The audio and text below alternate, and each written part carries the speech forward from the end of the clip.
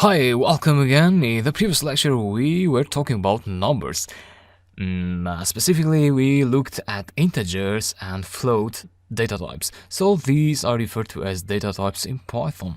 So integers and floats. In this lecture, we're going to look at strings. I already mentioned strings in the previous lecture.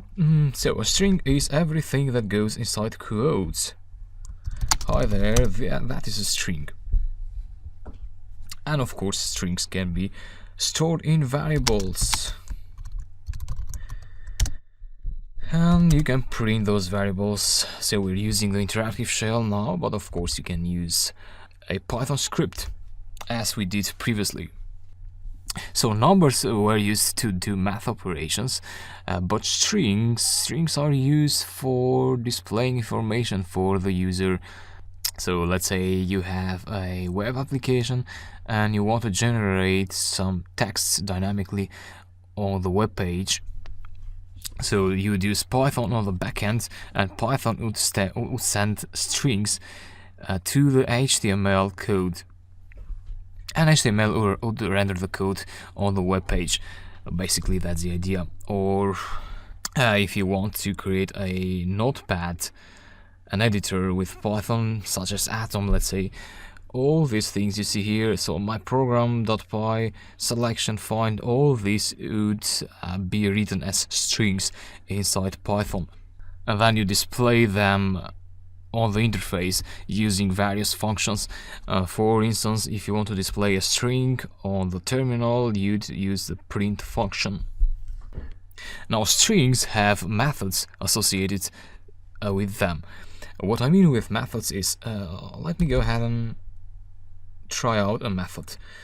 For methods, you need to use a dot notation. So you refer to the string, which is string C in our case, actually variable C, but the variable is holding the strings, so it's the same as doing here dot. So let's do C dot replace. And what I want to replace is E with I. So I'm replacing for string here, I'm replacing letter E with letter I. And what that will do, it will replace all the letters, all the occurrences of this letter in the string. So you'd ask, where can we see these methods? Well, that's very easy actually. You can do dir and then pass a string there, any string. It could be C, it could be an empty string or whatever. And that will print out all the available methods that you can use with strings. So let's say C.upper, that will convert the string to uppercase letters. Now, if you want to know what these methods are about, you could ask for help.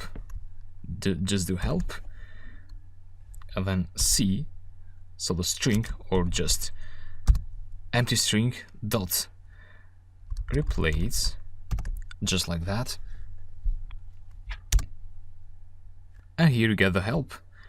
And so you get the definition here, replace method of the string instance.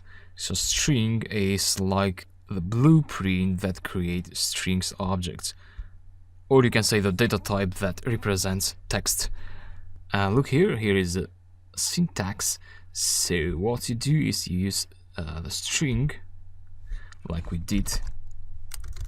So let's say here replace, then you open brackets, here is the old item you want to remove from the string, and then the new item we want to replace it with I. And then what you see here in square brackets, that means this parameter is optional, so you can either pass it or not. In the previous case we didn't pass it, so what Python did was it replaced all the occurrences of the E item. But if you want to replace only the first occurrence, you do one there, and that will replace only the first E with I. That's how it works.